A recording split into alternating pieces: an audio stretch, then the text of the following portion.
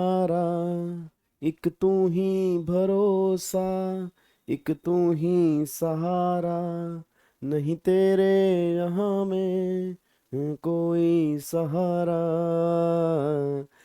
हाँ जी, very very very very good morning, very good morning, very good morning मेरे दोस्तों। क्या हाल चाल हैं आप सभी के? समझ गए मैं किसकी बात कर रहा हूँ? समझ गए? थंबनेल तो देख लिया होगा। बच्चा कह रहा है इसीलिए तो आए हैं मेरे गाबे के बच्चे, मेरे भिंडी, मेरे शिमला मिर्च कलर के गाबा। सर सुनो ध्यान से। अच्छा जी, अब एक तो आज वाली इस क्लास के अंदर मैं आपको टोटल 61 थ्योरी क्वेश्चंस आपको बताऊंगा, क्योंकि आपको पता है आपके सीएस एग्जीक्यूटिव के एग्जाम में मैंने पहले भी कहा था कि 15 नंबर की इनकम टैक्स में थ्योरी बनती है, 15 नंबर की जीएसटी में थ्योरी बनती है, इवन जीएसटी में तो कई बार 20 नंबर की भी थ्योरी बन जाती है। तो आप ये कह सकते हो कि कम से कम 30 नंबर की वेटेज जो है वो हमारे एग्जाम में थ्योरी की है। एक तू ही भरोसा, एक तू ही सहारा। अब जिनके प्रैक्टिकल क्वेश्चन में थोड़े से हाथ टाइट हैं, जिनको प्रैक्टिकल क्वेश्चन नहीं समझ में आ रहे, वैसे हमने बहुत सारी प्रैक्टिस की है। इतनी प्रैक्टिस आज तक मैंने यूट्यूब पे कभी नहीं करवाई, बट फिर भी हो सकता है कि आपको प्रैक्टिकल में दिक्कत आ रही हो। तो कौन से थ्योरी क्वेश्चन बहुत इंपॉर्टेंट हैं जो तुम्हारे एग्जाम के अंदर बन सकते हैं, तो टोटल 61 क्वेश्चन मैं यहाँ पे बताने जा रहा हूं। और वही क्वेश्चन अगर आप एक बार अच्छे से, इवन एक बार क्यों, 2-3 बार अगर उसको कंप्लीट कर लोगे एग्जाम से पहले, तो मुझे लगता है जितने भी एग्जाम में तुम्हारे क्वेश्चन, थ्योरी क्वेश्चन जो बनेंगे वो इसी पीडीएफ के अंदर से बनेंगे। बस ये पर ध्यान दो। एक तो मैं आपको वो दिखाने जा रहा हूं, और दूसरा फिर याद है आपको मैंने कहा था सीएस एग्जीक्यूटिव में कुछ टॉपिक हमारे रिवीजन क्लास के अंदर जीएसटी में पेंडिंग रह गए थे।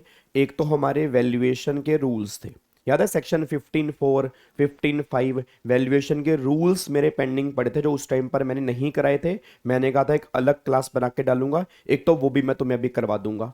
और दूसरा फिर अगर आपको याद आ रहा हो, टाइम ऑफ सप्लाई के चैप्टर में एक हमने सेक्शन 14 पेंडिंग कर रखा था। सेक्शन 14 मैंने कहा था उसको भी हम बाद में डिस्कस करेंगे, उसको भी इस वाली क्लास के अंदर मैं आपको बता दूंगा।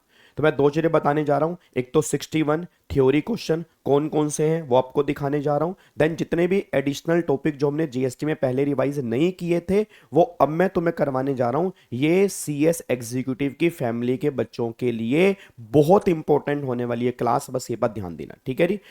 और बाकी अगर कोई सीए वाला बच्चा इसको देख रहा है तो आपको देखने की इसको रिक्वायरमेंट नहीं है। सीएमए वाला बच्चा देख रहा है, एक बार आप चेक कर लेना कि आपके एग्जाम में भी वैल्यूएशन के रूल्स और सेक्शन 14 है या नहीं है। अगर है तो आप उसको देख सकते हो। बाकी थ्योरी क्वेश्चन जो है वो आप देख सकते हो। थ्योरी क्वेश्चन जो है वो सबके एग्जाम के अंदर आते हैं, तो वो सबके लिए इंपॉर्टेंट हो सकते हैं जी, ठीक है। चलो अब एक बार सारे के सारे बच्चे एक बार फटाफट से यहाँ पे आना।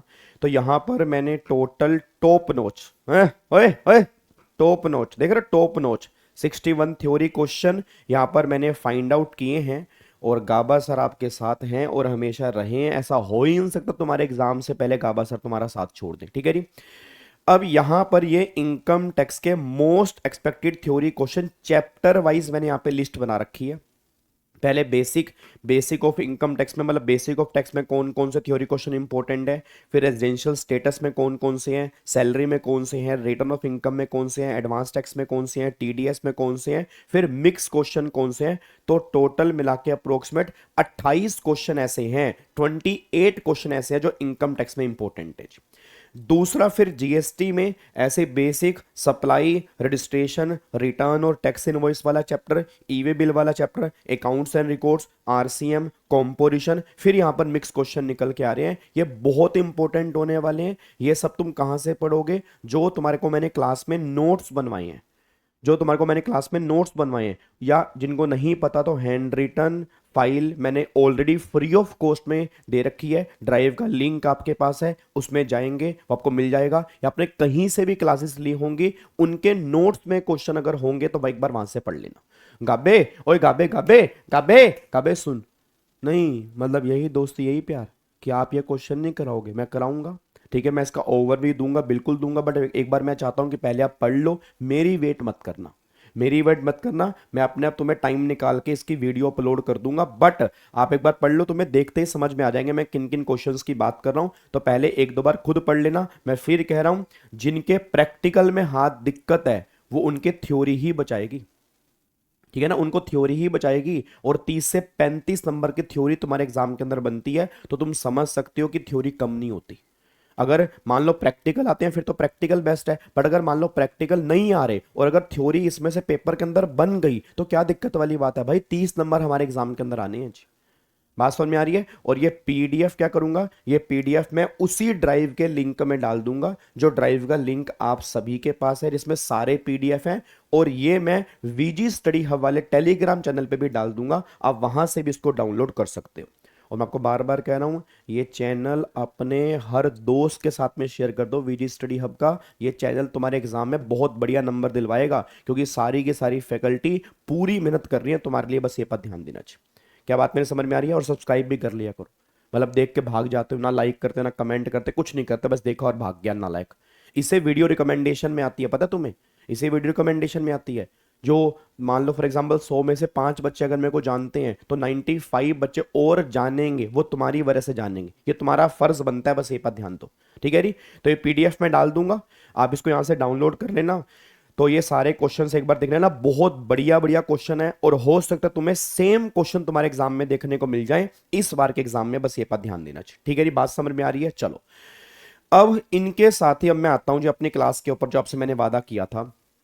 तो सबसे पहले तो हम ये कर लेते हैं जो हमारे वैल्यू ऑफ सप्लाई में, मैं उम्मीद करता हूं बाकी रिवीजन आपने कर ली होगी, ठीक है ना। मैं सिर्फ वही करा रहा हूं जो एडिशनल टॉपिक हमारे रिवीजन क्लास में नहीं हुए थे, पेंडिंग थे। एक तो वैल्यू ऑफ सप्लाई के रूल्स रेगुलर बैच में हमने कर रखे हैं जी, रेगुलर बैच वाले बच्चे ध्यान दें, रेगुलर बैच में हमने सब कुछ कर रखा है। सिर्फ ये यूट्यूब में मेरे को रिवीजन डालनी थी ताकि रेगुलर बैच वाले बच्चे भी रिवाइज कर सके और यूट्यूब फैमिली के बच्चे भी रिवाइज कर सके, उनके लिए अब मैं उन रूल्स की रिवीजन करवाने जा रहा हूं। अच्छा, ये जो मैं यहाँ पे रिवीजन करवा रहा हूं, जो मेरी 7 तारीख को मैराथन है तुम सबको पता है, उसके अंदर भी ये रूल्स हम कवर नहीं करेंगे। रीजन क्योंकि ऑलरेडी अब मैं तुम्हें यहां पे रिवाइज करवा रहा हूं, ठीक है ना। तो मैं मैराथन कराऊंगा ना, उसमें रूल्स कवर नहीं करेंगे, वो रूल्स तुम्हें यहीं से रिवाइज करने हैं, बस ये पर ध्यान दो, ठीक है ना। क्योंकि अभी 2 दिन पहले मैं मैराथन और रिवीजन डाल रहा हूं, तो आप यहां से भी देख सकते हो। स्टार्ट करें, पक्का पक्का। चलो अब तुम्हारे मन में एक विचार आ रहा होगा, गाबा साहब, गाबा साहब ये बता दो ये पीडीएफ कहाँ मिलेगा। अरे बता दिया करो गाबे के बच्चे, अरे पीडीएफ उसी ड्राइव के लिंक में डाल दूंगा। ऐसा कर लूंगा, वैल्यूएशन रूल्स और सेक्शन 14 टाइम ऑफ सप्लाई के नाम से पीडीएफ डाल दूंगा, आप वहां से इसको देख लेना जी। ठीक है, संतुष्टि हो गई। चलो अब एक बार यहां पे आ जाओ जी। अब इधर देखो ध्यान से, मैं कहना क्या चाह रहा हूं सर, अब यहां पर ना हमने आपकी जानकारी के लिए बताऊं, हमने वैल्यूएशन का चैप्टर साहब जी रिवाइज किया था। अब वैल्यूएशन का चैप्टर साहब जी जो हमने रिवाइज किया था ना, उसके अंदर मैंने कहा था कि सेक्शन 15 में टोटल मिला के 5 सब सेक्शन होते हैं, अगर आपको थोड़ा बहुत याद आ रहा हो। एक तो मैंने कहा था 15(1) होता है, एक हमने कहा था 15(2) होता है, एक हमने कहा था 15(3) होता है, एक हमने कहा था 15(4) होता है, और एक हमने कहा था 15(5) होता है। अब 15(1) के अंदर 15(2) को जोड़ते हैं, 15(3) को माइनस करते हैं, और फिर आपकी यहां पे वैल्यू निकल के आ जाती है। और यहीं से मैंने कहा था कि एग्जाम में जो प्रैक्टिकल क्वेश्चन बनते हैं, मतलब एग्जाम में जो प्रैक्टिकल क्वेश्चन बनते हैं, वो प्रैक्टिकल क्वेश्चन जो है ऑब्वियस सी बात है वो इन्हीं में से बनते हैं, बस ये पर ध्यान दो। ठीक है, एग्जाम में ऑलमोस्ट प्रैक्टिकल इसमें से बनते हैं, बट कई बार एग्जाम में इन्होंने इनमें से भी एक आधा क्वेश्चन दे दिया है, तो उसको भी हम करके चलते हैं, रिस्क हमें कोई नहीं लेना। अब अगर मैं सबसे पहले सेक्शन नंबर 15(4) की बात करता हूं, तो सर 15(4) ये बात कहता है कि अगर तुम्हारी वैल्यू 15(1) में नहीं निकली तो तुम्हारी वैल्यू ना 15(4) में निकलेगी। सर 15(1) में नहीं निकली, एक बार थोड़ा सा बता सकते हो 15(1) में क्या था। याद करो 15(1) में था ट्रांजैक्शन वैल्यू को ही वैल्यू मानते हैं, बट ट्रांजैक्शन वैल्यू को वैल्यू कब मानते हैं, जब 2 कंडीशन सेटिस्फाइड होती हैं। पहली कंडीशन क्या होता है, बायर और सेलर रिलेटेड पर्सन ना हो और प्राइस एक सोल कंसीडरेशन हो। अब अगर इन दोनों में से एक कंडीशन भी फेल हो जाती है, अगर इन दोनों में से कंडीशन भी फेल हो जाती है, तो फिर गवर्नमेंट ये बात कहती है हम फिर वैल्यू 15(1) में कैलकुलेट नहीं करेंगे, 15(4) के पास हमें जाना पड़ेगा। 15(4) क्या करेगा, 15(4) रूल्स को रेफर करेगा, और रूल नंबर 27 से लेकर रूल नंबर 31 तक जो रूल्स हैं वैल्यूएशन के, वो 15(4) के अंदर आते हैं। अब ये रूल्स क्या कहते हैं, एक बार फटाफट से वो रिवाइज कर लेते हैं जी। मैं उम्मीद करता हूं आप सबने रेगुलर बैच कहीं से भी लिया, मुझसे लिया तो पढ़े होंगे, कहीं से भी लिया तो भी आपने पढ़े होंगे। एक बार फटाफट से रिकॉल करने की कोशिश करते हैं। सबसे पहले यहां पे ये समझ लो कि रूल नंबर 27 पहली बात एप्लीकेबल कब होता है? रूल नंबर 27 एप्लीकेबल तब होता है अगर सारा कंसीडरेशन मनी फॉर्म में नहीं होता। जैसे मान लो सामने वाले ने पैसा मुझे मनी फॉर्म में दिया और कुछ नॉन मनी फॉर्म में दिया, तो वैल्यू कैसे निकलेगी? 27 में निकलेगी। या सारा पैसा उसने मुझे नॉन मनी फॉर्म में दिया, मतलब इन काइंड फॉर्म में दिया, तो वैल्यू कैसे निकलेगी? 27 में निकलेगी, क्योंकि यहां पर 15 तो लग नहीं सकता। 15 के लिए कंसीडरेशन जो है वो सोल कंसीडरेशन होना चाहिए, और इसमें सोल कंसीडरेशन तो है नहीं, क्योंकि कुछ मनी में है, नॉन मनी में है, या सारा नॉन मनी में है, उसके लिए 27। फिर अगर ट्रांजैक्शन रिलेटेड पार्टी के बीच में हो रही है या डिस्टिंक्ट पर्सन के बीच में हो रही है, तो रूल नंबर 28 यहां पे एप्लीकेबल होगा, बस ये पर ध्यान दो। फिर अगर principal to agent, agent to principal, उस केस की बात करूंगा, रूल नंबर 29 एप्लीकेबल होगा। फिर रूल नंबर 30 क्या कहता है जी? रूल नंबर 30 कहता है कोस्ट बेस पे। इट मीन अगर वैल्यू हमें निकालनी है, कोस्ट बेसिस पे निकालनी है, तो रूल नंबर 30 एप्लीकेबल होगा। और 31 है बेस्ट जजमेंट असेसमेंट, जिसमें तुम अपनी वैल्यू कैलकुलेट नहीं करोगे, डिपार्टमेंट तुम्हारी वैल्यू कैलकुलेट करेगा, बस ये पर ध्यान दो। अब एक बार सारे के सारे बच्चे यहां पे आ जाना चाहिए, इधर देखो ध्यान से। अब यहां पे गवर्नमेंट ये बात कहती है सबसे पहले कि इनकी वैल्यू कैसे निकलेगी। तो सबसे पहले रूल नंबर 27 क्या कहता है? रूल नंबर 27 कहता है, देखो जी, अगर तुम्हारा कंसीडरेशन मनी फॉर्म में नहीं है, जैसे मान लो कुछ मनी फॉर्म में है और कुछ नॉन मनी फॉर्म में है, या सारा ही नॉन मनी फॉर्म में है, तो सबसे पहले क्या करो, उस सर्विस की ना ओपन मार्केट वैल्यू निकाल लो। सर ओपन मार्केट वैल्यू क्या होता है? ओपन मार्केट वैल्यू का मतलब होता है फेयर मार्केट वैल्यू। तो जो तुमने सप्लाई की है उसकी जो भी फेयर मार्केट वैल्यू होगी, उसी वैल्यू को हम तुम्हारी वैल्यू मान लेंगे। तो सबसे पहले तो अगर क्वेश्चन में हमें उस सप्लाई की फेयर मार्केट वैल्यू दी है, तब फेयर मार्केट वैल्यू को ही वैल्यू मान लेना, यह सबसे बेस्ट ऑप्शन है। हां, अगर तुम्हें क्वेश्चन में फेयर मार्केट वैल्यू नहीं दी, तुमने पूरा क्वेश्चन पढ़ा, कहीं पर भी तुम्हें फेयर मार्केट वैल्यू नहीं देखने को मिली, उस केस में क्या करेंगे? अगर तुम्हें क्वेश्चन में फेयर मार्केट वैल्यू नहीं मिली, तब फिर गवर्नमेंट ये बात कहती है जो मनी वैल्यू है, जैसे मान लो फॉर एग्जांपल किसी ने कंसीडरेशन के अंदर 10,000 रुपए मनी फॉर्म में दिया, बाकी इन काइंड फॉर्म में दिया, तो मनी वैल्यू 10,000 तो पता ही है, तो जो मनी वैल्यू है और प्लस में जो इन काइंड फॉर्म में दिया उसकी मनी वैल्यू निकाल लो। तो जो मनी के अंदर मिला प्लस इन काइंड फॉर्म में जो मिला, उसकी मनी वैल्यू वो क्वेश्चन में तुम्हें दी होगी, इन दोनों को जोड़ के इस वैल्यू को हम तुम्हारी वैल्यू मान लेंगे। तो ये पॉइंट नंबर बी कहता है। सर मान लो मुझे ना इन काइंड फॉर्म में जो दिया है उसकी मनी वैल्यू क्वेश्चन में दी नहीं, ना मुझे फेयर मार्केट वैल्यू दी है, ना इन काइंड फॉर्म की मनी वैल्यू दी है, तो फिर गवर्नमेंट ये बात कहती है फिर सिमिलर सप्लाई, मतलब ये सेम सर्विस, ये same like kind and quality की सर्विस और भी तो प्रोवाइड की जा रही होगी, तो भैया वहां से कितने पैसे चार्ज किए जा रहे हैं? भाई अगर ये सिमिलर सर्विस दी जा रही है तो उनसे कितने पैसे चार्ज किए जा रहे हैं, उस वैल्यू को हम तुम्हारी वैल्यू मान देंगे। सर सिमिलर सप्लाई भी नहीं है, सर ऐसी कोई सर्विस, ऐसी कोई गुड्स की सप्लाई हो ही नहीं रही, उस केस में क्या होगा? तो फिर तुम्हें रूल नंबर 30 और 31 के पास जाना पड़ेगा, फिर वो तुम्हारी वैल्यू निकालेंगे, बस ये पर ध्यान दो। बट सारे बच्चे कान खोल के सुन लेना जी, यही सीक्वेंस फॉलो होगा। मतलब मैं कहना क्या चाह रहा हूं, अगर तुम्हें क्वेश्चन में ओपन मार्केट वैल्यू दिया है और साथ में इन काइंड की मनी वैल्यू भी दिया हुआ है, तो मैं बता दूं ये एप्लीकेबल मत करना, ये एप्लीकेबल करना पॉइंट नंबर बी के पास तब आना जब पॉइंट नंबर ए नहीं है। अगर पॉइंट नंबर ए है, मतलब ओपन मार्केट वैल्यू है, तो हमेशा ओपन मार्केट वैल्यू ही लेंगे, बात खत्म।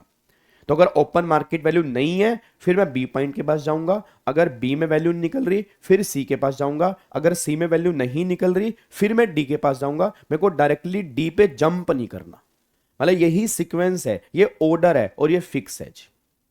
क्या बात मेरी समझ में आ रही है? तो एक बार दोबारा से बोलूंगा। सबसे पहला नॉन, अगर मान लो कंसिडरेशन मनी फॉर्म में नहीं है, कुछ इन काइंड फॉर्म में या सारा इन काइंड फॉर्म में, वैल्यू 27 में निकलेगी। सबसे पहला ओपन मार्केट वैल्यू नहीं पता, तो जो मनी वैल्यू मिली है, अगर मिली है तो उसमें नॉन मनी में जो मिला उसकी मनी वैल्यू निकाल लो। कैसे निकलेगी वो तुम्हें क्वेश्चन में दिया होगा, इन दोनों को जोड़ के ये तुम्हारी वैल्यू आ गई।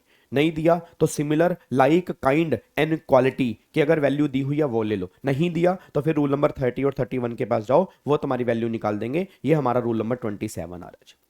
अगला फिर रूल नंबर 28 कहता है कि अगर ट्रांजैक्शन रिलेटेड पार्टी के बीच में हो रही है, डिस्टिंक्ट पर्सन के बीच में हो रही है, तो वैल्यू कैसे निकालेंगे? तो सबसे पहला तो वही ओपन मार्केट वैल्यू। अगर ओपन मार्केट वैल्यू दी है तो ओपन मार्केट वैल्यू यहां पे लेके चलनी।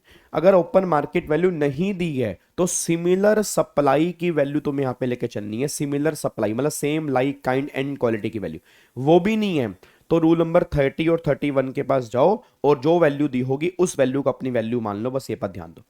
अब गवर्नमेंट ये बात कहती है या तो इनमें से कोई वैल्यू आ जाएगी, या तो इनमें से कोई वैल्यू होगी, या फिर 90% of price charge by the recipient which ever is less, which ever is less, इस वैल्यू को हम तुम्हारी वैल्यू मान लेंगे। वैसे ये एग्जाम के पॉइंट ऑफ व्यू से इतना इंपॉर्टेंट नहीं है, बट फिर भी बता रहा हूं मैं तुम्हें यहाँ पे क्या लिखा है। जैसे मैं एग्जांपल देता हूं, मान लो एक्स और वाई ये दोनों रिलेटेड पर्सन है। अब एक्स ने वाई को सप्लाई की, रिलेटेड पर्सन है, मान लो फ्री ऑफ कॉस्ट में सप्लाई की है। अब तुम सब जानते हो ये काम जो होगा वो शेड्यूल 1 में सप्लाई होगा। याद करो, supply of goods between related person, ये काम शेड्यूल 1 में सप्लाई बन जाता है। अब इसके हमें क्या निकालनी है, वैल्यू निकालनी है। तो गवर्नमेंट ने बोला इसकी ओपन मार्केट वैल्यू देख, मतलब ये सामान वाई ने कहीं और से भी तो खरीदा होगा। जब ये सामान वाई ने कहीं और से खरीदा होगा तो कितने का प्राइस चार्ज किया, तो वो ओपन मार्केट वैल्यू होगी। तो ओपन मार्केट वैल्यू या सिमिलर सप्लाई की वैल्यू या 30 और 31, जो वैल्यू यहां पे निकल के आ गई, एक तो वैल्यू हो गई है।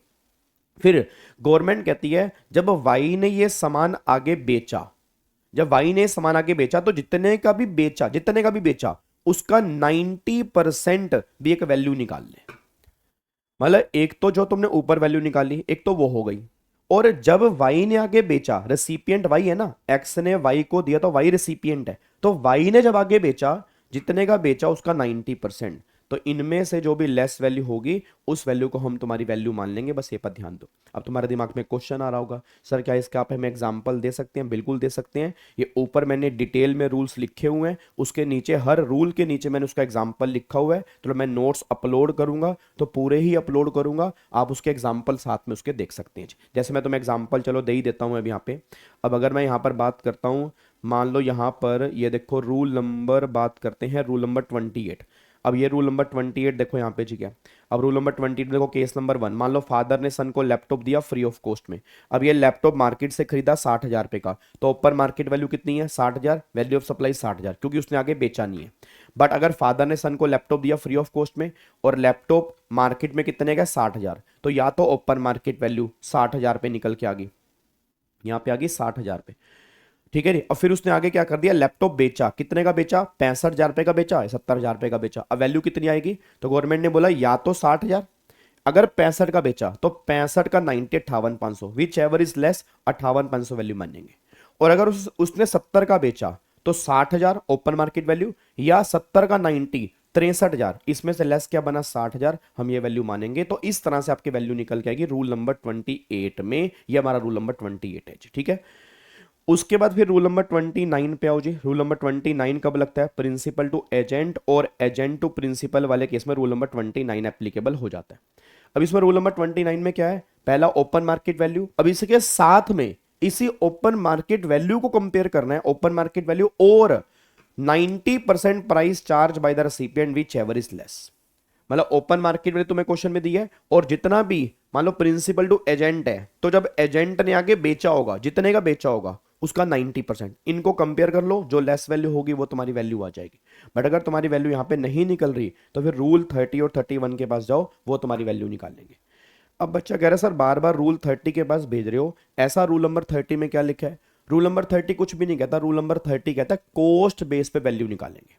कॉस्ट बेस का मतलब क्या होता है, अब वो कह रहा है कि तुम्हारी वैल्यू 27 में नहीं आई, 28 में नहीं आई, 29 में नहीं आई, तो तुम अपनी सप्लाई की कॉस्ट बता दो, कॉस्ट कितनी है भाई। अगर तुम गुड्स की सप्लाई कर रहे हो या सर्विस की सप्लाई कर रहे हो, कोई तो कॉस्ट होगी, तो जो कॉस्ट होगी उसका 110% आपकी वैल्यू निकल के आ जाएगी और उसी वैल्यू पर जीएसटी लगेगा। बस ये पर ध्यान दो। तो मान लो अगर तुम्हें क्वेश्चन में कॉस्ट दे रखी है 100 रुपए, तो 100 का 110 कितना हो गया, तो 110 रुपए की वैल्यू होगी। इसी वैल्यू पर गवर्नमेंट कह रही हम जीएसटी एप्लीकेबल करेंगे। तो बिल्कुल सिंपल सी बात है, जो कॉस्ट होगी उसका 110% को वैल्यू मान लेंगे। That is rule number 30।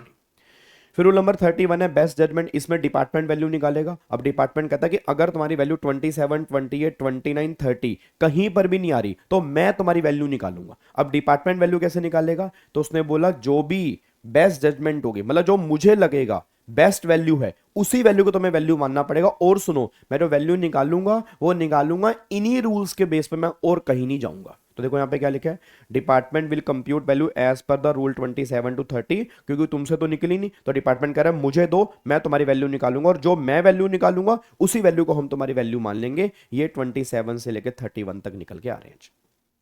ठीक है जी। तो ये रूल्स हमारे यहाँ पे निकल के आ रहे हैं। तो एक बार दोबारा से 27 कब लगेगा अगर कंसेशन मनी फॉर्म में नहीं है? 28 कब लगेगा अगर रिलेटेड पार्टी या डिस्टिंक्ट पर्सन है? 29 principal agent, agent to principal. 30 cost base पे। 31 बेस्ट जजमेंट असेसमेंट। ये आपके रूल्स आते हैं 15(4) के अंदर। अब यहां पे आ जाओ जी, इन रूल्स के बाद ना जो एग्जाम के लिए इंपॉर्टेंट जो मुझे लगता है वो इंपॉर्टेंट है रूल नंबर 31A। बस यही हमें एग्जाम के लिए करना है, रूल नंबर 31A जी। अब ये रूल नंबर 31A जो है ये लॉटरी, बैटिंग, गैम्बलिंग और हॉर्स रेस वाले केस में एप्लीकेबल होता है। अब पहले क्या था सर, पहले लॉटरी पे ना 28% जीएसटी था। अब तुम सब जानते हो 28% तो जीएसटी खत्म हो चुका है। अब लॉटरी पे गवर्नमेंट ने रेट कम किया होगा, बढ़ाया होगा? बढ़ाया होगा। 40% गवर्नमेंट ने जीएसटी कर दिया लॉटरी वाले केस में। अब लॉटरी वाले केस में वैल्यू कैसे निकालनी है? तो गवर्नमेंट कहती है लॉटरी वाले केस में वैल्यू निकालनी है 100 डिवाइड बाय 140। अच्छा, 100 डिवाइड बाय 140 क्यों किया है? क्योंकि इस वैल्यू को इंक्लूसिव ऑफ जीएसटी माना गया। तो 100 divide by 140 multiply face value, जो लॉटरी की फेस वैल्यू है, और price notified whichever is higher. मतलब क्या है जी, जो लॉटरी की तुम्हारी फेस वैल्यू होगी वो तुम्हें क्वेश्चन में दी होगी, और जो भी स्टेट गवर्नमेंट प्राइस नोटिफाई करेगी इस लॉटरी का, पहले इनमें से हायर वैल्यू निकाल लो। अब ये हायर वैल्यू जो है ये जीएसटी इंक्लूसिव है। अब इसमें से वैल्यू कैसे निकलेगी? तो मल्टीप्लाई 100 डिवाइड बाय 140, तो ये तुम्हारी वैल्यू आ जाएगी लॉटरी की, और बाकी जो बचा 40% वो तुम्हारा जीएसटी आ जाएगा। मैं तुम्हें एग्जांपल के माध्यम से समझाता हूं। जैसे मान लो यहां पर अब सप्लाई ऑफ लॉटरी है, 1500 टिकट इंट्रा स्टेट सप्लाई की है, 600 रुपए की फेस वैल्यू है, 660 रुपए का प्राइस नोटिफाइड है। ठीक है जी, पर टिकट 1000 टिकट खरीदी है, इंटर स्टेट सप्लाई है, 500 रुपए पर टिकट फेस वैल्यू है, 420 रुपए पर टिकट प्राइस नोटिफाइड है। अब सारे बच्चे बोल देना पहले तो 600 और 660, इसमें से हायर क्या है? 660 रुपए। फिर 500 और 5 420, हायर क्या है? 500 रुपए। तो अब क्या करोगे? 1500 मल्टीप्लाई 660। ठीक है जी, अब मल्टीप्लाई 100 डिवाइड बाय 140, ये हमारी वैल्यू ऑफ सप्लाई आ गई जी। ये हमारी वैल्यू ऑफ सप्लाई आ गई। और ऐसे ही मान लो यहां पर कितनी है? 1000 टिकट है, क्या हायर केस में से? 500, तो 1000 मल्टीप्लाई 500। अच्छा, ये जीएसटी निकाल दिया नीचे। अब ये जीएसटी कैसे निकलेगा? 1500 मल्टीप्लाई 600 डिवाइड बाय 140, या 140 नहीं 40 आएगा जी। तो ये 40 करेंगे तो ये हमारा जो है यहाँ पे जीएसटी निकल के आ गया इतना। अब ये इंट्रा स्टेट सप्लाई है, तो इंट्रा स्टेट सप्लाई है तो सीजीएसटी और एसजीएसटी आएगा। देखो जी, यहाँ पर उसने बोला ना इंट्रा स्टेट सप्लाई, तो ये टोटल जीएसटी है, तो डिवाइड बाय 2 कर दोगे, इतना सीजीएसटी और एसजीएसटी आ जाएगा। अब अगर दूसरे की बात करूंगा, 1000 मल्टीप्लाई 500, तो डिवाइड बाय 140 मल्टीप्लाई 100, ये वैल्यू आ गई। और अगर मेरे को जीएसटी निकालना है तो 1000 मल्टीप्लाई 500 डिवाइड बाय 140 मल्टीप्लाई 40, ये जीएसटी आ गया। अब इसको डिवाइड बाय 2 क्यों नहीं किया? क्योंकि ये मेरी इंटर स्टेट सप्लाई है, और उस पर क्या लगेगा? आईजीएसटी लगेगा, और ये वैल्यू मेरी आईजीएसटी की ही आई है क्योंकि मैंने मल्टीप्लाई 40 किया। और 40% तुम सब जानते हो 40% हाईएस्ट रेट है, इससे ऊपर तो जीएसटी का रेट वैसे ही नहीं हो सकता। तो ये क्वेश्चन तुम्हें इस बार के एग्जाम में हो सकता है तुम्हें 2 या 3 नंबर के अंदर देखने को मिल जाए लॉटरी वाले केस का, क्योंकि लॉटरी में अमेंडमेंट आई है ना, तो पहले 28% से करते थे, अब 40% से करते हैं। फिर दोबारा बोलूंगा मैंने क्या किया है, 100 डिवाइड बाय 140, ये तो आएगा ही आएगा, ये तो करिए लॉटरी वाले केस में। फिर मल्टीप्लाई किससे करना है? जो भी फेस वैल्यू होगी या जो प्राइस नोटिफाइड किया होगा, इनमें से हायर वैल्यू ले लो, जो भी हायर वैल्यू होगी, और जितनी लॉटरी की टिकट्स हैं उससे मल्टीप्लाई कर लो, तो फिर उस वैल्यू को 100 डिवाइड बाय 140 कर देना, तुम्हारी टोटल वैल्यू आ जाएगी। क्या बात मेरे समझ में आ रही है? और यही क्वेश्चन फिर मैंने यहां पे नीचे आपको करवा दिया। अब इसको एक बार दोबारा से भी देख सकते हैं। ये हमारा रूल नंबर 31 कैपिटल ए है, जो लॉटरी की वैल्यू आपसे निकलवाता है। बस ये पर ध्यान दो। क्या इसको लॉक कर सकते हैं? पक्का पक्का जी। तो ये हमारा रूल नंबर 31 कैपिटल ए है जी। अब यहां पे आ जाओ जी, ये रूल नंबर 32 क्या कहता है? अब रूल नंबर 32 जो है ना हमारे वैल्यूएशन का, ये कई केसेस में लगता है। जैसे अगर फॉरेन करेंसी की सेल परचेज है तब ये रूल लगेगा, एयर ट्रेवल एजेंट वाले केस में उसकी वैल्यू यहां निकलेगी, लाइफ इंश्योरेंस प्रीमियम में उसकी वैल्यू यहां पे निकलेगी। फिर अगर आपका बिजनेस बाइंग और सेलिंग ऑफ ओल्ड मतलब सेकंड हैंड गुड्स का है तो यहां पे निकलेगी, और कूपन और वाउचर वाले केस में वैल्यू यहां पे निकलेगी। मेन जो हमारे लिए इंपॉर्टेंट है, पहले 4 पॉइंट हमारे लिए इंपॉर्टेंट है, इसमें से तो क्वेश्चन बन चुका है। फॉरेन करेंसी वाले में से भी क्वेश्चन बन चुका है, एयर ट्रेवल एजेंट में से भी क्वेश्चन बन चुका है, और ये बाइंग एंड सेलिंग वाले में से भी क्वेश्चन बन चुका है। अरे इसके क्वेश्चन तुम्हें और कहां देखने को मिलेंगे? जो जीएसटी का मेरा क्वेश्चन बैंक है ना, उसके अंदर वैल्यूएशन के जब मैं क्वेश्चन करवा रहा था तो मैंने ये रूल्स वाले क्वेश्चन नहीं कराए थे। अब अगर आप उसमें चेक करेंगे तो क्वेश्चन तुम्हें वहां पे 3 से 4 क्वेश्चन जो है वो तुम्हें देखने को मिल जाएंगे जी। ठीक है, क्वेश्चन बैंक के अंदर भी इसके 3 से 4 क्वेश्चन दिए हुए हैं जो पेपर के अंदर बन चुके हैं। अब यहां पे आ जाओ, इन पांचों में से पहले वाउचर वाला केस देख लो। एग्जाम के लिए इंपॉर्टेंट नहीं है, बट ऑब्वियस सी बात है, वाउचर वाले केस में वैल्यू क्या आएगी, जितने का वाउचर क्या होगा, रिडीम होगा जी। भाई अगर मान लो 500 रुपए का वाउचर है तो 500 का वाउचर रिडीम होगा, तो बताओ वैल्यू कितनी बनेगी, ऑब्वियस सी बात है 500 की बनेगी। तो जो वाउचर की रिडीमेबल वैल्यू होगी, मैं दोबारा बोलूंगा, जो वाउचर की रिडीमेबल वैल्यू होगी उसी वैल्यू को हम वैल्यू मान के चलेंगे। तो ये वाउचर वाला केस है, एग्जाम में इतना इंपॉर्टेंट नहीं है। मेन पॉइंट है, अगर आपका बिजनेस सेकंड हैंड गुड्स को बाय और सेल करने का, अब सेकंड हैंड मतलब मेरा बिजनेस गाड़ियों को खरीद के बेचने का है, सेकंड हैंड एसी को खरीद के बेचने का है, तो वैल्यू कैसे निकलेगी, सेलिंग प्राइस, यहां पे करेंगे सेलिंग प्राइस माइनस में buying price, selling price minus में बाइंग प्राइस। तो मान लो फॉर एग्जांपल मैंने 500 की, फॉर एग्जांपल 500 की गाड़ी बेची, 300 की खरीदी थी, तो 500 माइनस 300, 200 रुपए की वैल्यू यहां पे आएगी। बट अगर 500 की बेची, ठीक है, और 600 की खरीदी, तो ध्यान रखना, इग्नोर अगर वैल्यू नेगेटिव है या आपने वो कार या कोई भी एसेट बेची ही नहीं है। तो मतलब सिर्फ वैल्यू तभी आएगी जब पॉजिटिव वैल्यू होगी, जब पॉजिटिव वैल्यू होगी वही वैल्यू है, नेगेटिव वैल्यू का मतलब नील। और अगर आपने बेची भी नहीं है तो भी वहां पर वैल्यू नहीं कैलकुलेट होगी। इस केस के अंदर यह बात ध्यान देना चाहिए। क्या आपको बात समझ में आ रही है जी, बताओ जी। डन जी, यहां तक कोई दिक्कत वाली बात तो नहीं है, क्या इसको हम लोग कर सकते हैं। ठीक है, चलो अब अगले पॉइंट पर आओ जी। अब नेक्स्ट पॉइंट क्या निकल के आ रहा है, अब यहां पे आ रहा है लाइफ इंश्योरेंस बिजनेस में क्या होगा। अब लाइफ इंश्योरेंस के बिजनेस में दो केस होते हैं, याद करो मैंने रेगुलर बैच के अंदर कहा था, या तो सिंगल एन्युटी प्लान होता है या कोई अदर प्लान होता है। सिंगल एन्युटी प्लान का मतलब होता है इसमें हम प्रीमियम लमसम पे करते हैं। लमसम का मतलब क्या है कि मान लो मैंने लमसम प्रीमियम पे कर दिया एक झटके के अंदर। अब अगर मैंने एक झटके में प्रीमियम पे कर दिया, तो जितना भी तुमने सिंगल प्रीमियम पे किया, अगर तुम्हारा सिंगल एन्युटी प्लान है, उसका 10% ये तुम्हारी वैल्यू ऑफ सप्लाई बन जाएगी। बस ये पर ध्यान दो। ठीक है जी, उसका 10% जो है ये तुम्हारी वैल्यू ऑफ सप्लाई बनेगी, अकॉर्डिंगली वहां पे जीएसटी एप्लीकेबल होगा। बस ये पर ध्यान देना चाहिए। ठीक है जी।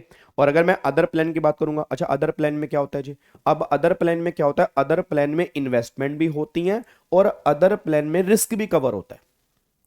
जैसे अदर प्लान जैसे नॉर्मली होता है कि जो हम हर साल प्रीमियम पे करते हैं, जैसे अगर आपके पापा की एलआईसी होगी तो पापा हर साल प्रीमियम पे करते होंगे। तो जो अदर प्लान है उसमें पहले साल जो प्रीमियम पे करते हैं उसका 25% ये आपकी वैल्यू है जी।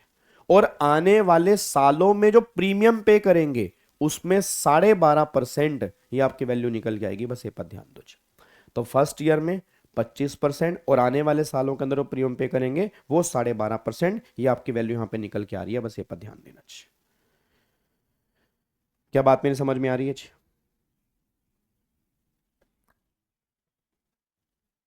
क्या बात मेरी समझ में आ रही है, बता दो ना। बोलो जी, क्या इसको लॉक कर दें जी?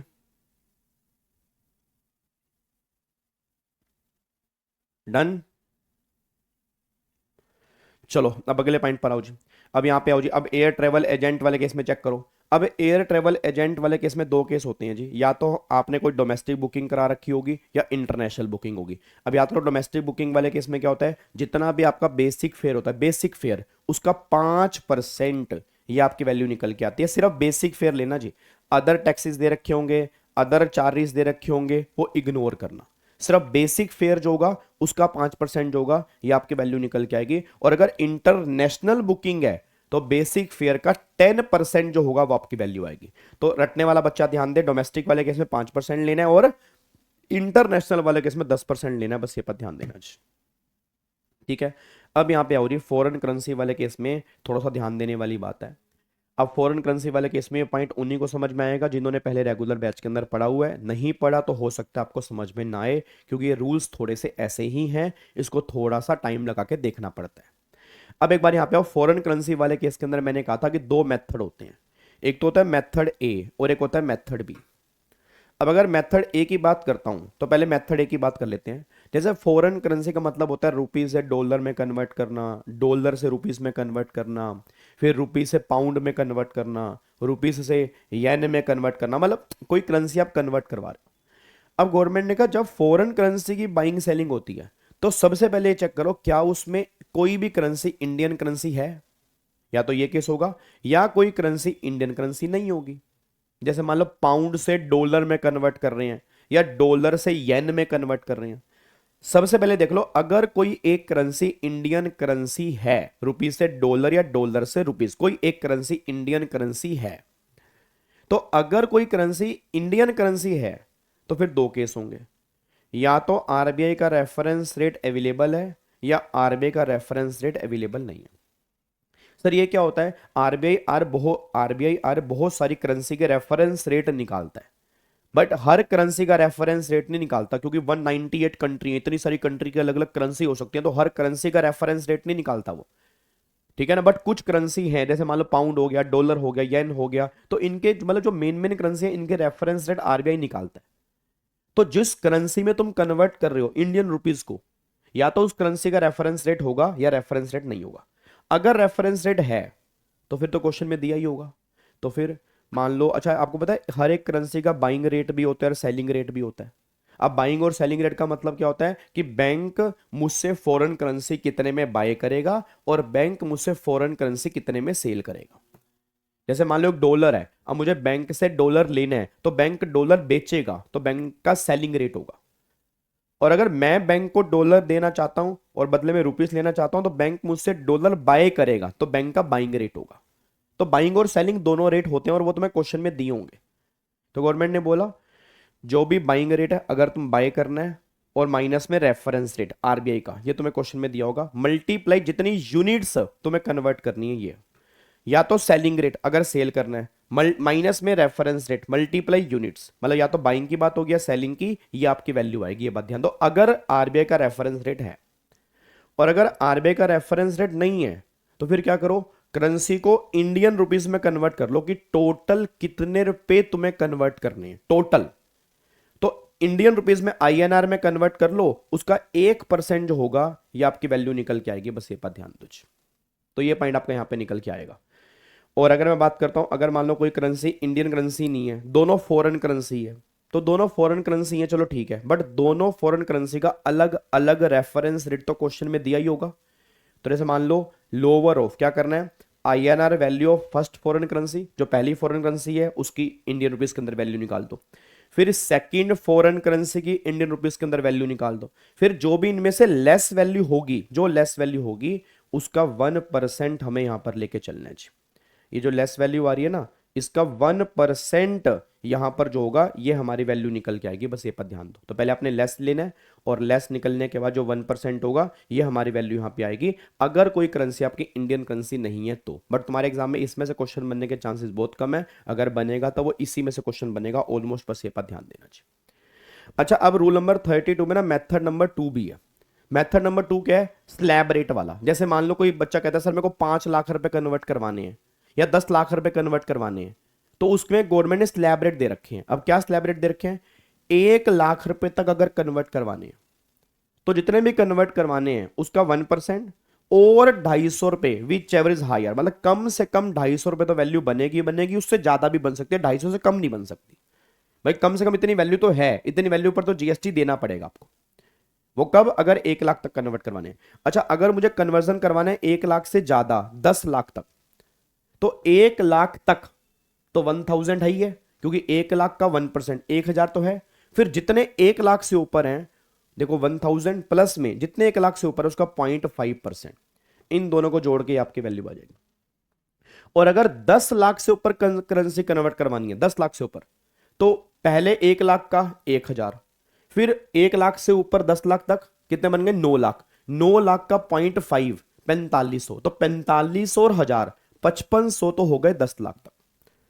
फिर जितने 10 लाख से ऊपर है उसका 0.1%, ठीक है। और ध्यान रखना, और सब्जेक्ट टू 60,000, मतलब 60,000 से ऊपर की वैल्यू नहीं हो सकती। टोटल वैल्यू जो बनेगी वो 60,000 रुपए की बनेगी, इसके ऊपर की वैल्यू नहीं बन सकती। बस ये पर ध्यान दो जी। तो ये आपका रूल नंबर 32 यहाँ पे निकल के आता है, जो करेंसी एक्सचेंज वाला है। ठीक है, चलो मेरे को पता तुम्हारे मन में क्या चल रहा है, पता है मुझे, मेरे को तुम्हारे मन का सारा पता होता है मेरे बच्चों। तुम्हारे मन में ही चल रहा है ना कि सर एक बार जीएसटी के क्वेश्चन बैंक से अगर भगवान तुम्हारा भला करे, एक बार अगर आप क्वेश्चन दिखा देंगे तो भगवान तेरा बहुत भला करेगा गाबे, भगवान तेरे को भी अच्छी अच्छी चीज़ें प्रदान करेगा। मेरे को पता है तुम्हारे मन में क्या क्वेश्चन चल रहा है। चलो आ जाओ यार फिर एक बार, अब तुम इतना फोर्स कर ही रहे हो तो एक बार क्वेश्चन बैंक वाले तुम्हें साथ साथ क्वेश्चन भी दिखाई देता हूँ जी। आ जाओ जी एक बार, अब यहाँ पे आ जाओ। सबसे पहले तो ये वाला क्वेश्चन देख लो पहले तो। ये देखो, state government authorize a lottery whose particulars are as under, face value 1000 और प्राइस नोटिफाइड 600। बताओ लॉटरी वाले केस में क्या करते हैं, फेस वैल्यू नोटिफाइड, हायर क्या लेंगे, 1000, 1000 लेके चलेंगे। ठीक है, अब 1000 लेके चलेंगे, अब मल्टीप्लाई 100 डिवाइड बाय 140 करना है। पहले इन्होंने यहाँ पे 128 किया हुआ है, हमें 140 करना है क्योंकि पहले 28% था, अब 140 हो चुका है। ठीक है ना, तो अब अगर यहाँ पे वैल्यू निकालूंगा तो 100 डिवाइड बाय 140 मल्टीप्लाई 100, तो ये वैल्यू बनेगी। इन्होंने अभी 781 दे रखी है ना हायर, बट हमारा जो बन रहा है वो बन रहा है 714 रुपये 29 पैसे बन रहा है। ठीक है ना, अब इन्होंने पहले क्या किया, 1000 का निकाला, फिर इन्होंने निकाला 600 का।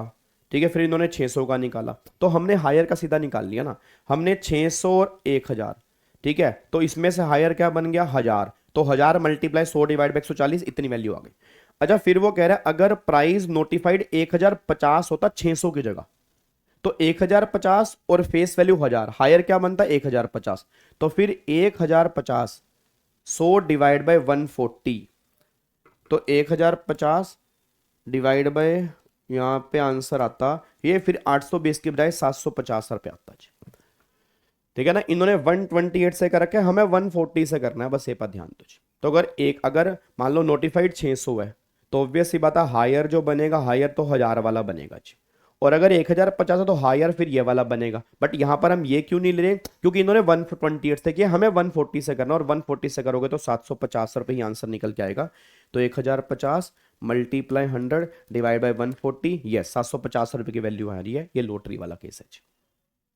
ठीक है, अब उसके बाद यहाँ पे देखो अगला पॉइंट, अब यहाँ पे देखो ये वाला, अब देखो यूएस डॉलर है, अब 100, देखो dollar 100 is sold to customer at the rate 65, at the rate 65, तो टोटल हो गया 6500। द ग्रोस करेंसी 6500 होगी ना, 6500 होगी। अब एक बात मेरे को बताओ, 6500 है तो 1 लाख तक कन्वर्ट करवा रहे हैं, 1 लाख तक, तो 6500 है तो 6500 का 1% कितना बनेगा, 6500 का 1% जो बनेगा वो बनेगा 65 और 250, तो हायर क्या बनेगा 250। देखो यहाँ पर 250 रुपये की वैल्यू आएगी, उसने वही बोला ना, टैक्सेबल वैल्यू जो बनेगी 6500 का 1% और 250, तो हायर 250 बनेगा जी। अब मान लो अगर $1000 है 65, तो 65,000 हो गया, तो 65,000 रुपये का 1% 650 और 250, हायर क्या बनेगा 650, ये वैल्यू आएगी। अब अगर $3000 है 65, तो 3000 मल्टीप्लाई 65, 1,95,000। अब एक 95 है, दो दो टुकड़े टुकड़े करो, 1 लाख लग 95 लग, 1 लाख का 1%, 1000 तो ये हो गया, और 95,000 रुपये का 0.5, तो 95,000 रुपये का 0.5, तो 95,000 रुपये का 0.5%, 475 प्लस में 1000, 1475 रुपये की वैल्यू आएगी आपकी, यहाँ पे देख लो। और अगर मान लो $20,000 है 65 भाई साहब, तो ये होगा 13 लाख। अब 13 लाख के 3 टुकड़े साहब जी, 1 लाख अलग, फिर 1 लाख से ऊपर 10 लाख, 9 लाख अलग, 10 लाख से ऊपर 3 लाख।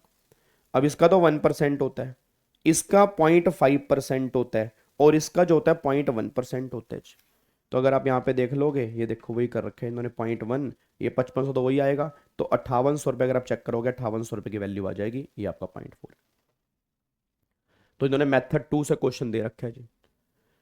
तो ये क्वेश्चन आपके पेपर का है, ये आपके क्वेश्चन पेपर का है जी, ये पेपर के अंदर बन चुका है, ये सीएस एग्जीक्यूटिव एग्जाम के अंदर बन चुका है जी। ठीक है, अब उसके बाद यहाँ पे देखो ये अपना वो ही वाला एयर ट्रैवल एजेंट वाला, तो डोमेस्टिक बुकिंग है तो बेसिक फेयर, इंटरनेशनल बुकिंग है बेसिक फेयर। अब ये अदर चार्जेस टैक्सीज, हमें टोटल टिकट की वैल्यू नहीं लेनी होती, बेसिक फेयर का 5% और बेसिक फेयर का 10%, लो ये वैल्यू है। बताओ 5 नंबर में इसमें क्या दिक्कत है आपको, ये रूल 32 जो मैंने अभी आपको बताया आज।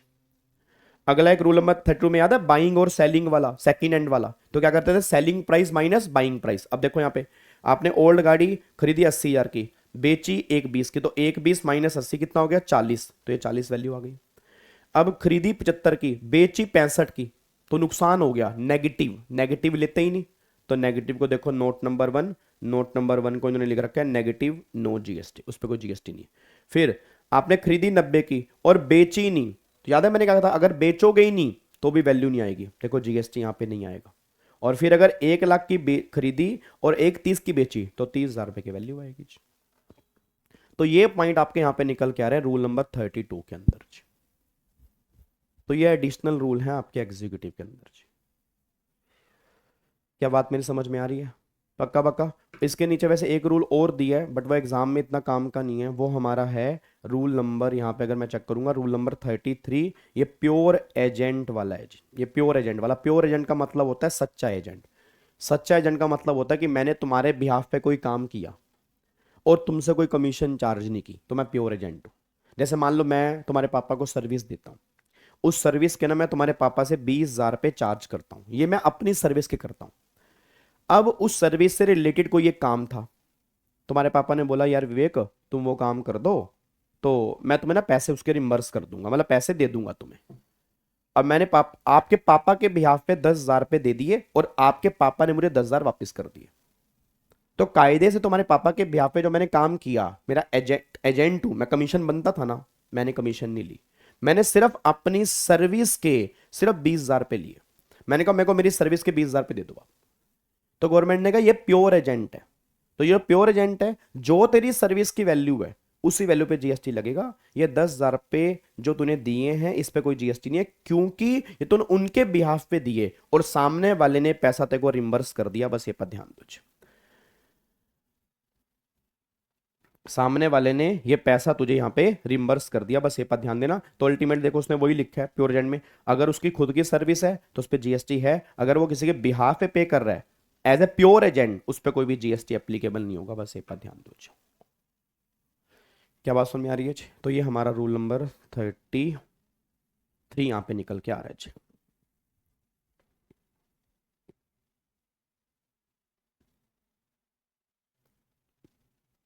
क्या इसको लॉक कर सकते हैं जी?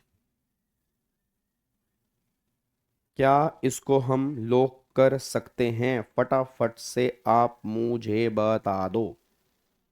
डन जी।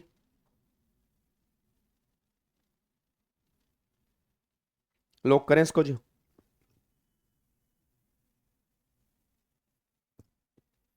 चलो जी, इधर देखो ध्यान से। अब तो ये हमारा वैल्यूएशन वाला फंडा था। अब एक बार यहाँ पे आ जाओ। अब एक रूल, एक सॉरी एक हमारा सेक्शन पेंडिंग था जी, रिवीजन के लिए। वैसे रेगुलर बैच में नहीं, रिवीजन के लिए पेंडिंग था। जो टाइम ऑफ सप्लाई वाला सेक्शन चैप्टर हमने किया था उसमें सेक्शन 12 किया था हमने, सेक्शन 13 हमने किया था, 12 गुड्स वाले केस में, 13 सर्विस वाले केस में, एक सेक्शन 14 था जहाँ पर मैंने कहा था जीएसटी के रेट चेंज होते हैं।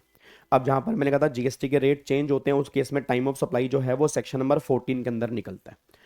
अब यहां पर सेक्शन 14 थोड़ा ध्यान देना, वो क्या कह रहा है, time of supply where change in rate of GST. अगर जीएसटी के रेट में चेंज हो रहा है तो या तो गुड्स वाला केस हो या सर्विस वाला केस। अब यहां पे सेक्शन 14 ये बात कहता है कि अगर तुम्हारे जीएसटी के रेट में बदलाव हो रहा है, जैसे आपको पता 22 सितंबर को जीएसटी के रेट में काफी सारे चेंजेस आए थे। याद करो 22 सितंबर को जब मोदी जी ने कहा था दिवाली है, दिवाली पर बहुत बड़ा गिफ्ट देंगे आपको, तो फिर गवर्नमेंट ने अनाउंस किया था 22 सितंबर को जीएसटी के रेट में अमेंडमेंट्स आई थी, काफी सारे रेट चेंज हुए थे। तो 22 सितंबर को जीएसटी के रेट में अमेंडमेंट्स आई थी। अब क्वेश्चन का निकल कह रहा है कि 22 सितंबर को जो जीएसटी के रेट चेंज हुए थे उसमें टाइम ऑफ सप्लाई कैसे निकलेगा, और फिर ओल्ड रेट लगेगा न्यू रेट लगेगा। तो गवर्नमेंट ने कहा सुनो, पहली बात तो पहला काम है टाइम ऑफ सप्लाई निकालना। जो तुम्हारा टाइम ऑफ सप्लाई आया उसे अगले महीने की 20 तारीख को जीएसटी देना है, और जो तुम्हारा टाइम ऑफ सप्लाई है वो जिस मंथ में है उस टाइम पर जो रेट होगा वो रेट एप्लीकेबल होगा। तो रेट पता कैसे लगेगा, वो टाइम ऑफ सप्लाई पर पता लगेगा, इसलिए रेट चेंज वाले केस में टाइम ऑफ सप्लाई निकालना बहुत जरूरी है। तो गवर्नमेंट कहती है सुनो रे, जब भी जीएसटी के रेट में चेंज होता है आप बस ये बता दो आपने सर्विस कंप्लीट कब की है, बस हमें कंप्लीशन बता दो जी, आपकी सर्विस कंप्लीट कब हुई है। मतलब क्या रेट चेंज से पहले कंप्लीट हो गई थी या रेट चेंज के बाद कंप्लीट हुई है। भाई जैसे एग्जांपल के लिए याद करो, मैंने क्लास में क्या कहा था कि जैसे मान लो फॉर एग्जांपल यहां पे रेट चेंज हुआ यहां पे, अब कंप्लीशन तुम्हारा हो गया पहले यहां पे कंप्लीशन, और यहीं पर इनवॉइस इशू हो गया, बट पेमेंट बाद में हुई। रेट चेंज के इनवॉइस पहले हो गया कंप्लीशन के साथ, या फिर मान लो कंप्लीशन पहले था, पेमेंट पहले आ गई, इनवॉइस बाद में इशू हुआ। या ये भी हो सकता है मान लो कंप्लीशन पहले, इनवॉइस और पेमेंट बाद में नए रेट में। या फिर ये भी केस बन सकता था, मैंने आपको रेगुलर बैच में बताया था, मान लो मेरी सर्विस कंप्लीट हुई कंप्लीशन के बाद और रेट चेंज होने के बाद, इनवॉइस भी तब इशू किया बट पेमेंट पहले हो गई। या ये भी पॉसिबल है कंप्लीशन बाद में, पेमेंट भी बाद में, इनवॉइस पहले। या ये भी पॉसिबल है कंप्लीशन बाद में, इनवॉइस पेमेंट पहले। तो याद है, याद है, याद है, याद, मैंने क्या कहा था, मैंने क्या कहा था, मैंने कहा था जो भी एलिमेंट कंप्लीशन के साथ होगा वही तुम्हारा टाइम ऑफ सप्लाई आएगा। जो भी एलिमेंट तुम्हारा कंप्लीशन के साथ होगा वही तुम्हारा टाइम ऑफ सप्लाई आएगा जी।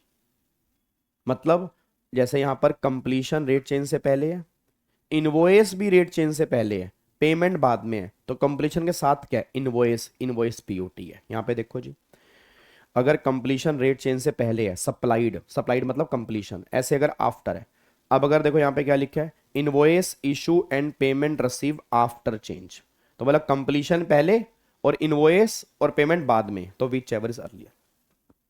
अब कंप्लीशन पहले है और मान लो इनवॉइस भी पहले है, पेमेंट बाद में है, तो कंप्लीशन के साथ क्या है, इनवॉइस, इनवॉइस पीओटी। अब कंप्लीशन पहले है और यहां पर पेमेंट भी पहले है, इनवॉइस रेट चेंज के बाद है, तो कंप्लीशन के साथ क्या है, पेमेंट, पेमेंट पीओटी। और सेम यहां पे आ जाओ, अगर मान लो कंप्लीशन मेरा रेट चेंज के बाद है, कंप्लीशन मेरा बाद में है, और इनवॉइस पहले है, इनवॉइस पहले है बट पेमेंट बाद में है, तो कंप्लीशन बाद में, पेमेंट बाद में, तो कंप्लीशन के साथ में क्या है, पेमेंट, पेमेंट पीओटी है। अब अगर इनवॉइस एंड पेमेंट दोनों पहले हैं, इनवॉइस पेमेंट पहले, कंप्लीशन बाद में, तो विच एवर इज अर्लियर। और कंप्लीशन अगर मान लो बाद में है और पेमेंट जो है वो पहले है, और इनवॉइस, नालायक इसने लिखा ही नहीं पूरा, बट इनवॉइस आफ्टर है, तो उस केस में डेट ऑफ इनवॉइस ये तुम्हारा पीओटी बनेगा। बस ये पर ध्यान दो, ये पॉइंट यहां पे निकल के आ रहा है जी। तो ये आपका सेक्शन नंबर 14 है। सर एक क्वेश्चन हो जाए तो अच्छी बात है यहाँ पे। अच्छा, पेमेंट का मतलब पता है ना, पेमेंट, पेमेंट का मतलब क्या होता है, बुक एंट्री और bank credit, which ever is earlier. ठीक है, बट सेक्शन 14 में ध्यान देना कि गवर्नमेंट ये बात कहते हैं पेमेंट का मतलब वही होता है, बुक एंट्री और bank credit, which ever is earlier. But अगर अगर पैसा तुम्हारा क्रेडिट हुआ 4 दिन के बाद, जैसे मान लो रेट चेंज होने के 4 दिन के बाद क्रेडिट हुआ, तो फिर जिस दिन क्रेडिट हुआ ना वही डेट तुम्हारा पेमेंट बन जाएगा। मतलब वैसे तो बुक एंट्री और bank credit which ever is earlier होता है डेट ऑफ पेमेंट का मतलब, बट अगर पैसा 4 दिन के बाद क्रेडिट हो रहा है तो फिर जिस दिन क्रेडिट हुआ उसी को हम पेमेंट मान के चलते हैं। बस ये पर ध्यान दो। अब यहाँ पे क्वेश्चन मैं तुम्हें दिखा देता हूं, यहाँ पे क्वेश्चन,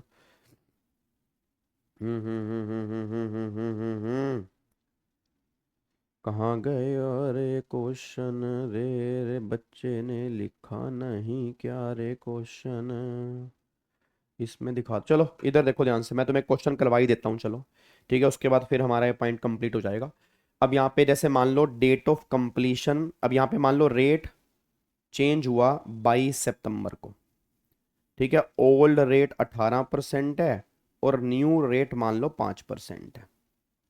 ठीक है, अब डेट ऑफ कंप्लीशन और यहाँ पे डेट ऑफ इनवॉइस और यहाँ पे डेट ऑफ पेमेंट, आपको बताना है टाइम ऑफ सप्लाई और आपको बताना है रेट कौन सा लगेगा। अब मान लो कंप्लीशन हो गई 20 सितंबर, इनवॉइस आ गया 21 सितंबर, पेमेंट आई 25 सितंबर को, कंप्लीशन हो गई 25 सितंबर और डेट ऑफ इनवॉइस है मान लेते हैं 20 सितंबर, पेमेंट है 28 सितंबर जी।